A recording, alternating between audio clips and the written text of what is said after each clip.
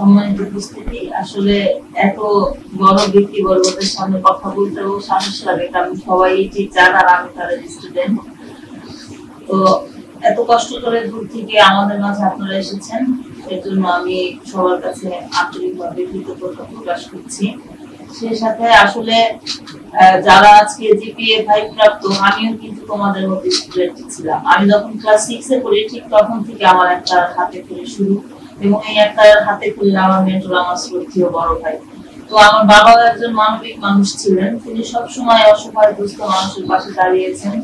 আল্লাহ এমন একজন মানে সৌভাগ্যবান আমার পাশে এনে দাঁড় করিয়ে দিয়েছেন, তিনি একজন মানবিক মানুষ, শুধু মানবিক না, সে সব দিক থেকে একজন অলরাউন্ডার। এবং সে মানে যেখানে মানে হ্যাঁ, আল্লাহ মনে হয় হাতে ধরে এনে তাকে আমার কাছে দিয়েছেন।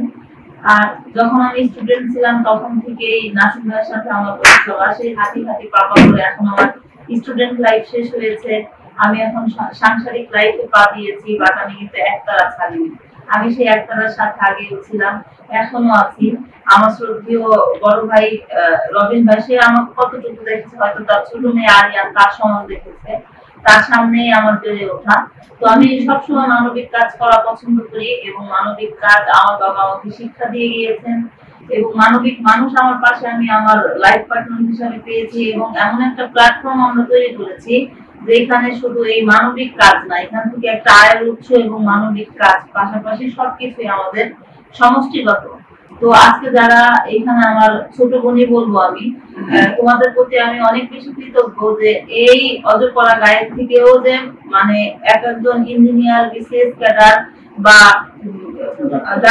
ডক্টর, ইঞ্জিনিয়ার বা ঢাকা বিশ্ববিদ্যালয়ের টিচার হওয়া যায়, এটা তোমরা জলজান্ত উদাহরণ। আমি তোমাদের প্রতি অনেক বেশি আন্তরিক কৃতজ্ঞতা জ্ঞাপন করছি। এবং আজকে তোমরা বলেছো ঢাকা ইউনিভার্সিটি দেখার ইচ্ছা, আমি একবারে মন থেকে আল্লাহর কাছে দোয়া করি ঢাকা ইউনিভার্সিটি দেখা না, আমি চাই তোমরা সবাই ঢাকা ইউনিভার্সিটির স্টুডেন্ট হিসেবে পরিবারের পক্ষ থেকে তোমাদের পাশে দাঁড়ানোর জন্য যতটুকু সহযোগিতা করার দরকার আল্লাহ আমাকে বা আমাদের যতটুকু সামর্থ্য দিয়েছে সবসময় তোমাদের পাশে থাকার চেষ্টা করব। এবং তোমরাও দেখিয়ে দিবা যে আমরা নারী, আমরাও পারি, কারণ নারীরা এখনো কোনো দিক থেকে পিছিয়ে নেই।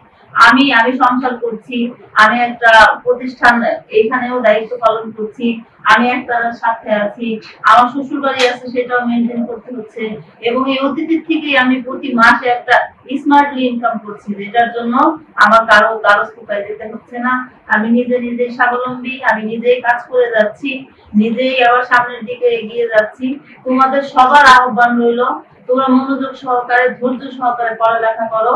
তোমরা আজকে 300 ফিটের রাস্তা কি দেখতে আসছো, তোমরা এটা দেখবা যে আমরা এইটার ডেভেলপারস এর কাজ কি করে করব, আমরা বড় বড় বিল্ডিং কনস্ট্রাকশনের কাজ কি করে করব, আমরা ইউনিভার্সিটির ভিসি কিভাবে হব, আমরা ইউনিভার্সিটির টিচার কিভাবে হব, এই জ্ঞান, এই ধ্যান, এই প্রতিজ্ঞা তোমাদের মাঝে থাকবে। আমি এই আশা ব্যক্ত করে আমি আমার বক্তব্য শেষ করছি। সর্বোপরি একটা কথা না বললেই নয়, যিনি অক্লান্ত পরিশ্রম করে একবারে নিরলস ভাবে কখনো বা পর্দার আড়ালে, কখনো বা পর্দার সামনে এসে নাসিমুল ইসলাম নাসিম ভাই আমার যে মেন্টর, মানে একটা মেয়ে যে সময়ে বন্ধু বান্ধব বা ইউনিভার্সিটি স্কুলে আড্ডা দিবে সেই সময়ে তিনি আমাকে হাতে খড়ি শিখিয়েছেন কিভাবে মানবিক কাজগুলো করতে হয়। আমি তার কাছে সারা জীবনের জন্য কৃতজ্ঞ। আল্লাহর কাছে আমি বলবো আল্লাহ তার নেক হায়াত দান করুক, এবং এইরকম ভালো ভালো কাজে জানি সবসময় নাসিম ভাই আমাদের পাশে রাখেন, আমি সেই আশা ব্যক্ত করব। সবাই ভালো থাকবেন, এবং আমার যারা টিচার, যারা স্যার, আমার মেন্টর যারা দূর থেকে এসেছেন সবাইকে আন্তরিক ধন্যবাদ। এই অফিসটা আজকে ঠিক আপনাদের সবার, যখন ঢাকা আসবেন অন্তত মানে এক কাপ চা এসে খেয়ে যাবেন এবং আমাদের দোয়া দিয়ে যাবেন, এই আশা ব্যক্ত করে আমি আমার বক্তব্য শেষ করছি। আসসালামু আলাইকুম।